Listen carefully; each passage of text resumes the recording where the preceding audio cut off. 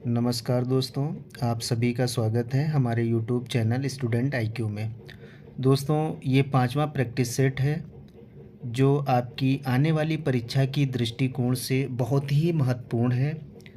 So friends, चलिए शुरू करते हैं। पहला प्रश्न है, भारतीय संविधान के अनुच्छेद 17 एवं 18 द्वारा निम्नलिखित में से किस प्रकार की समानता प्राप्त करने का प्रयास किया गया? आपके विकल्प हैं ए धार्मिक समानता, बी राजनैतिक समानता, सी सामाजिक समानता, डी आर्थिक समानता। इसमें आपका राइट आंसर है दोस्तों सी सामाजिक समानता। ठीक है दोस्तों, अनुच्छेद 17 में अस्पृश्यता के अंत की बात की गई तथा अनुच्छेद 18 में जो है वो उपाधियों का अंत वर्णित है। ठीक है दोस्तों, आगे बढ़ते हैं। अगला प्रश्न है आपका, निम्नलिखित में कौन सा एक कार्य भारत के सर्वोच्च न्यायालय द्वारा नहीं किया जा सकता? विकल्प आपका है ए नागरिकों के मौलिक अधिकारों की रक्षा, बी न्यायिक पुनर्विलोकन, सी दंडित कैदियों को क्षमादान करना और डी राज्यों एवं केंद्र के मध्य उत्पन्न विवादों का निर्णय करना। तो दोस्तों, इसमें आपका राइट आंसर है दंडित कैदियों को क्षमादान करना। दंडित कैदियों को क्षमादान का अधिकार राष्ट्रपति एवं राज्यपाल को प्राप्त है। सर्वोच्च न्यायालय एवं उच्च न्यायालय को ये अधिकार प्राप्त नहीं है। आगे बढ़ते हैं दोस्तों। अगला प्रश्न है आपका, संसद के 2 सत्रों के बीच 6 माह से अधिक का अंतराल नहीं हो सकता। ये भारतीय संविधान के किस अनुच्छेद से संबंधित है? विकल्प आपका ए अनुच्छेद 87, बी अनुच्छेद 76, सी अनुच्छेद 85, डी अनुच्छेद 84। दोस्तों, इसमें आपका राइट आंसर है अनुच्छेद 85, सी राइट आंसर है। अनुच्छेद 85 के तहत राष्ट्रपति की व्यवस्थापिका शक्तियाँ होती हैं। नंबर 1, राष्ट्रपति संसद के सत्रों को आहूत व सत्रावसान करता है। राष्ट्रपति मंत्रिपरिषद की सलाह पर संसद का सत्र बुलाएगा, जिसमें 2 सत्रों के बीच 6 माह का अंतराल ही नहीं हो सकता है। ठीक है दोस्तों, ये अनुच्छेद 85 में दिया हुआ है। आगे बढ़ते हैं दोस्तों। अगला प्रश्न है, राज्यसभा के अनुच्छेद 312 के अंतर्गत अखिल भारतीय सेवा का सृजन कर सकती है। आपके विकल्प है ए 1/3 बहुमत द्वारा, बी साधारण बहुमत द्वारा, डी 2/3 बहुमत द्वारा, डी आधे सदस्यों के बहुमत द्वारा। तो अनुच्छेद 312 के अंतर्गत अखिल भारतीय सेवाओं का सृजन जो है वो 2/3 बहुमत के द्वारा होता है। ऑप्शन सी बिल्कुल राइट आंसर है।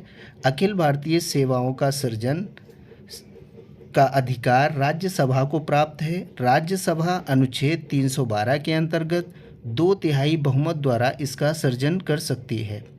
ठीक है दोस्तों, आगे बढ़ते हैं।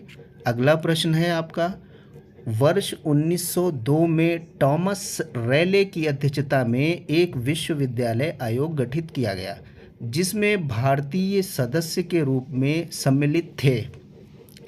आपका option A Syed Hussain Bilgrami, B justice Gurudas Banerjee और सी ए और बी दोनों, डी इनमें से कोई नहीं। तो आपका आंसर है ए और बी दोनों। ऑप्शन सी राइट आंसर है। वर्ष 1902 में टॉमस रैले की अध्यक्षता में एक विश्वविद्यालय आयोग गठित किया गया, जिसमें भारतीय सदस्य के रूप में सैयद हुसैन बिलग्रामी तथा न्यायाधीश गुरुदास बनर्जी शामिल थे। अगला क्वेश्चन दोस्तों आपका है, अखिल निम्नलिखित में से किस अधिनियम द्वारा 7 वर्ष से कम उम्र के बच्चों के कारखाने में काम करने पर प्रतिबंध आरोपित किया गया? तो दोस्तों, इसमें आपका ऑप्शन ए है 1881 ईस्वी का कारखाना अधिनियम, 1891 ईस्वी का कारखाना अधिनियम, सी 1911 ईस्वी का कारखाना अधिनियम, डी 1922 का कारखाना अधिनियम। तो इसमें आपका विकल्प ए राइट आंसर है 1881 का कारखाना अधिनियम। 1881 में कारखाना अधिनियम द्वारा 7 वर्ष के से कम उम्र के बच्चों को कारखाने में काम करने पर प्रतिबंध लगाया गया था। ठीक है दोस्तों, आगे बढ़ते हैं। अगला क्वेश्चन आपका है, उदासी संप्रदाय की स्थापना निम्न में से किस संत ने की थी? आपका विकल्प ए है श्रीचंद, बी है निरंजन, सी जयनाथ, डी चांडीदास। आपका इसमें राइट आंसर है दोस्तों श्रीचंद्र। श्रीचंद्र कौन थे? गुरु नानक के पुत्र थे। उन्होंने उदासी संप्रदाय की स्थापना की थी। ऑप्शन ए राइट आंसर है। ठीक है दोस्तों, आगे बढ़ते हैं। निम्नलिखित में से किस संस्थान का पूर्व नाम अखिल भारतीय अस्पृश्यता विरोधी लीग था? आपका ऑप्शन ए है आत्मसम्मान आंदोलन, बी है बहिष्कृत हितकरणी सभा, सी है हरिजन सेवक संघ, डी उपरोक्त में से कोई नहीं। तो इसमें दोस्तों आपका राइट आंसर है हरिजन सेवक संघ। हरिजन सेवक संघ का पूर्व नाम अखिल भारतीय अस्पृश्यता लीग था। इसकी स्थापना गांधी जी ने 1932 में की थी और आत्मसम्मान आंदोलन जो है वो रामास्वामी 1925 में, और इसमें बहिष्कृत स्करणीय सभा जो है वो डॉक्टर भीमराव अंबेडकर 1924 में उसकी स्थापना की थी। ठीक है दोस्तों, आगे बढ़ते हैं। संगम साहित्य में कावेरी पत्तनम का संबंध किससे है? ऑप्शन ए है पांड्य से, बी चेरों से, सी चोलों से, डी राष्ट्रकूटों से।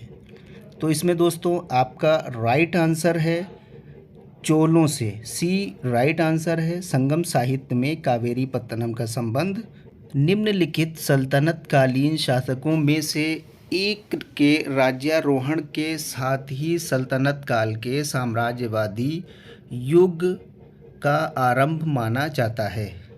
ठीक है दोस्तों, इसमें जो है option A Alauddin Khilji, B Balban, C Nasiruddin Mahmud, D Mohammad bin Tughlaq. तो दोस्तों इसमें आपका राइट आंसर है अलाउद्दीन खिलजी। ठीक है, अलाउद्दीन खिलजी 1296 से 1316 के राज्यारोहण के साथ साम्राज्यवादी युग का आरंभ माना जाता है। ठीक है दोस्तों, आगे बढ़ते हैं। अगला प्रश्न है आपका, निम्नलिखित में से कौन सा एक सही सुमेलित नहीं है? एक तरफ लेखक है, दूसरी तरफ आपका रचना है। ठीक है दोस्तों, तो ए विज्ञानेश्वर, रचना मिताक्षरा, बी माधव, रचना है नकासुर विजय, सी जयदेव गीत गोविंद, गंगाधर, डी गंगाधर, शंकर विजय। तो इसमें दोस्तों आपका राइट आंसर है डी। डी जो है ये आपका इसमें सुमेलित नहीं है। शंकर विजय की रचना विद्यारण द्वारा की गई, अन्य सभी युग्म इसमें जो हैं वो सही सुमेलित हैं। आगे बढ़ते हैं दोस्तों। चंद्रगुप्त प्रथम के संबंध में निम्नलिखित कथनों में से कौन सा सत्य है? ठीक है दोस्तों, चंद्रगुप्त ए इसमें महाराजाधिराज की उपाधि ग्रहण की थी, बी गुप्त संवत चलाने का श्रेय इन्हीं को जाता है, सी इसने रजत मुद्राओं का प्रचलन करवाया था, डी सभी कथन सत्य हैं। तो इसका राइट आंसर दोस्तों है सभी कथन इसमें जो हैं सत्य हैं। चंद्रगुप्त प्रथम ने गुप्त वंश को साम्राज्य की प्रतिष्ठा प्रदान की। इसे गुप्त वंश का वास्तविक संस्थापक माना जाता है। चंद्रगुप्त जो है वो गुप्त वंश का वास्तविक संस्थापक है। आगे बढ़ते हैं दोस्तों, आगे बढ़ते हैं। आपका अगला प्रश्न है, लोदियों का राजस्व सिद्धांत आधारित था। ऑप्शन ए तुर्की सरदारों की समानता पर, बी अफ़गान सरदारों की समानता पर, सी सभी सरदारों की समानता पर, डी राजाओं के दैवीय अधिकार पर। ठीक है, तो इसमें आपका दोस्तों आंसर बी राइट आंसर है, अफ़गान सरदारों की समानता पर। जो लोदी अफ़गान थे, इनका अफ़गान सरदारों की समानता पर इनका राजस्व सिद्धांत आधारित था। ठीक है दोस्तों, आगे बढ़ते हैं। वाराणसी में हिंदू कानून एवं दर्शन हेतु वर्ष 1791 एक संस्कृत कॉलेज की स्थापना किसके द्वारा की गई? ठीक है दोस्तों, ए डेविड हेयर, बी राजा राम मोहन राय, सी जोनाथन डक्कन, डी राधाकांत देव। तो दोस्तों इसमें इसका राइट आंसर है आपका जोनाथन डक्कन। जोनाथन डक्कन के द्वारा वाराणसी में संस्कृत कॉलेज की स्थापना की गई। ठीक है, वाराणसी में हिंदू कानून एवं दर्शन हेतु वर्ष 1791 में एक संस्कृत कॉलेज डेविड हेयर ने की स्थापना की गई। जोनाथन डक्कन द्वारा इसकी स्थापना हुई थी और राजा राम मोहन राय और डेविड हेयर, जो इसमें दो ऑप्शन और हैं, उन्होंने मिलकर कलकत्ता में हिंदू कॉलेज की स्थापना की थी, जो बाद में जो है प्रेसिडेंसी कॉलेज बना। ठीक है दोस्तों, आगे बढ़ते हैं। अगला प्रश्न है आपका, उत्तर प्रदेश किसान सभा जिसका गठन वर्ष 1918 में अवध में हुआ था, में निम्नलिखित में से एक संबंधित नहीं है। ठीक है दोस्तों, इसमें आपका ऑप्शन ए है इंद्र नारायण द्विवेदी, बी जवाहरलाल नेहरू, सी मदन मोहन मालवीय, डी गौरी शंकर। तो दोस्तों इसमें आपका राइट आंसर है बी, जवाहरलाल नेहरू जो है इसमें शामिल नहीं थे। अवध के क्षेत्र में किसानों को ज़मींदारी के शोषण के खिलाफ संगठित होकर गौरी शंकर द्विवेदी और इंद्र नारायण द्विवेदी मदन मोहन मालवीय के प्रयासों से वर्ष 1918 में अवध में उत्तर प्रदेश किसान सभा का गठन किया गया। ठीक है दोस्तों, आगे बढ़ते हैं। निम्नलिखित में से किसने कहा था कि भगत सिंह जिंदाबाद एवं इनकलाब जिंदाबाद एक ही अर्थ है? ए महात्मा गांधी, बी सुभाष चंद्र बोस, सी अरविंद घोष, डी मदन मोहन मालवीय। दोस्तों इसमें आपका राइट आंसर है बी, सुभाष चंद्र बोस ने कहा था। आगे बढ़ते हैं दोस्तों, अगला प्रश्न आपका है, निम्नलिखित में से किस एक आंदोलन के दौरान उत्तर पश्चिम सीमा प्रांत के कबायलियों ने गांधी जी को मलंग बाबा की उपाधि प्रदान की? तो ऑप्शन ए है सविनय अवज्ञा आंदोलन, बी है असहयोग आंदोलन, सी है भारत छोड़ो आंदोलन, डी खेड़ा सत्याग्रह। दोस्तों इसमें राइट आंसर है सविनय अवज्ञा आंदोलन।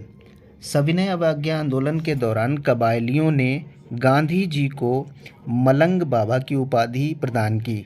पश्चिमोत्तर सीमा प्रांत में मुसलमानों ने खान अब्दुल गफ्फार खान के नेतृत्व में सविनय अवज्ञा आंदोलन चलाया था। ठीक है दोस्तों, आगे बढ़ते हैं।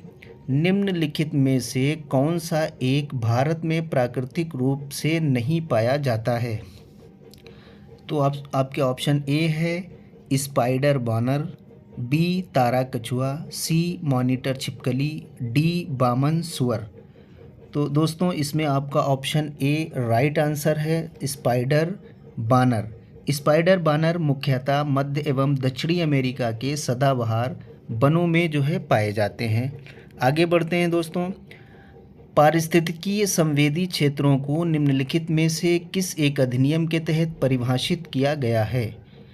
आपका ऑप्शन ए है पर्यावरण संरक्षण अधिनियम 1986 द्वारा, वन्यजीव संरक्षण अधिनियम 1972 द्वारा, वन्यजीव संरक्षण अधिनियम 1980 द्वारा, इनमें से कोई नहीं। ठीक है दोस्तों, तो इसमें ऑप्शन ए आपका राइट आंसर है, पर्यावरण संरक्षण अधिनियम के द्वारा। ठीक है दोस्तों, आगे बढ़ते हैं। अगला प्रश्न आपका है, विद्युत जनित परिवर्तन करता है। ए यांत्रिक ऊर्जा को विद्युत ऊर्जा में, बी विद्युत ऊर्जा को यांत्रिक ऊर्जा में, सी रासायनिक ऊर्जा को यांत्रिक ऊर्जा में, डी यांत्रिक ऊर्जा को ध्वनि ऊर्जा में। तो विद्युत जनित जो है वो यांत्रिक ऊर्जा को विद्युत ऊर्जा में परिवर्तित करता है। आपका ऑप्शन ए राइट आंसर है दोस्तों। आगे बढ़ते हैं।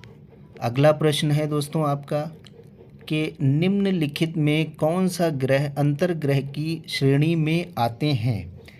Option A Budh, 1 Budh, B पृथ्वी, 3 शुक्र और 4 बृहस्पति। कूट की सहायता से इसमें जो है सही चयन करना है आपको। तो इसमें आपका जो है ऑप्शन ए बिल्कुल राइट आंसर है दोस्तों। 1 और 3 बुध और शुक्र। बुध जो है वो सौरमंडल का सबसे छोटा ग्रह है, शुक्र ग्रह सबसे चमकीला ग्रह है। ये दोनों ग्रह सूर्य एवं पृथ्वी के मध्य स्थित हैं, इसलिए इसे चमकीला ग्रह कहा जाता है। आगे बढ़ते हैं दोस्तों। निम्नलिखित में से कौन सा एक भारत के उत्तराखंड राज्य को हिमालय से जोड़ने वाला प्रमुख दर्रा है। ठीक है, ऑप्शन ए आपका है नीति दर्रा, बी माना दर्रा, सी शिपकीला दर्रा, डी नाथुला दर्रा। तो आपका राइट आंसर दोस्तों है नीति दर्रा। नीति दर्रा भारत के उत्तराखंड राज्य को हिमालय से जोड़ने वाला एक प्रमुख दर्रा है। शिपकीला दर्रा जो है वो आपका हिमाचल प्रदेश में है। नाथुला दर्रा ये आपका सिक्किम में है। और माना दर्रा जो है जास्कर पर्वत श्रेणी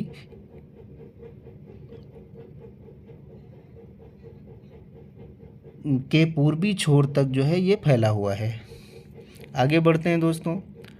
अगला प्रश्न है, निम्न कथनों पर विचार करें।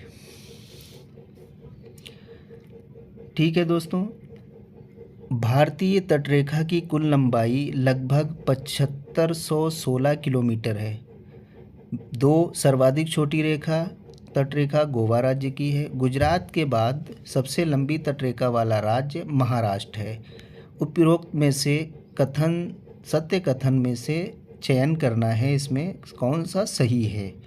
ठीक है दोस्तों, तो इसमें जो है आपका कथन एक सत्य है और गोवा की तटरेखा जो है 118 किलोमीटर है, जो भारतीय राज्य में सबसे कम है। ठीक है, ये 2 और 3 आपका राइट आंसर है। ठीक है, 2 और 3 आपका राइट आंसर है। आगे बढ़ते हैं दोस्तों। अगला प्रश्न है आपका, विंध्य पर्वत श्रृंखला से निकलने वाली निम्नलिखित में से कौन सी एक नदी उत्तर प्रदेश के हमीरपुर ज़िले में यमुना नदी से मिलती है। ऑप्शन ए है बेतवा, बी शिप्रा, सी चंबल, डी सिंध। तो इसमें दोस्तों आपका राइट आंसर है बेतवा। बेतवा नदी जो है वो विंध्य पर्वत से निकलने वाली उत्तर प्रदेश के हमीरपुर ज़िले में यमुना से मिलती है। और जो चंबल नदी है ये मध्य प्रदेश के महू के निकट से निकलती है। आगे बढ़ते हैं दोस्तों।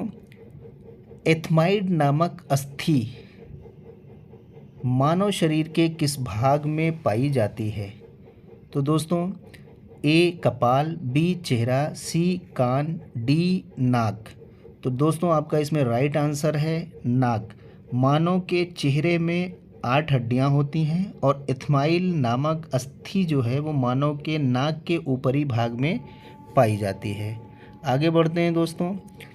निम्नलिखित में से किसे मानव शरीर में ऊर्जा उत्पादक की श्रेणी में रखा जाता है। A vitamin, B carbohydrate, C protein, D जल।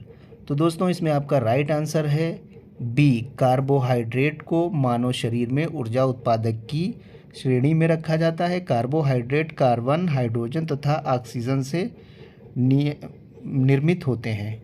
ठीक है दोस्तों, अगला क्वेश्चन है आपका, निम्नलिखित में से कौन सी एक अक्रिय गैस वायुमंडल में नहीं पाई जाती है? ए नियॉन, बी ऑर्गन, सी क्रिप्टॉन, डी रेडॉन। तो आपका ऑप्शन डी राइट आंसर है दोस्तों। रेडॉन गैस जो है वो वायुमंडल में नहीं पाई जाती है। रेडॉन एक अक्रिय गैस है। ठीक है दोस्तों।